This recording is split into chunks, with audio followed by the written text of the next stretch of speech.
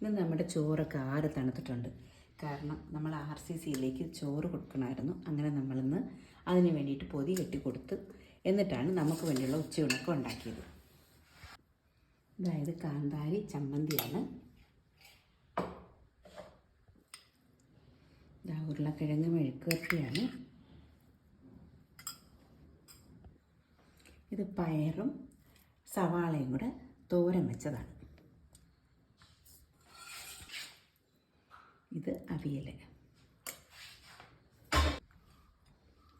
ഇതെന്താ ചൂരയാണ്. ചൂര ഒത്തിരി ഒരു സാധാരണയൊന്നും ഇത്തിരി കൂടെ വലിയൊരു ചൂരയായിരുന്നു. അപ്പോൾ അതിന് നമ്മൾ ഇന്ന് കറിയായിട്ട് വെച്ചു.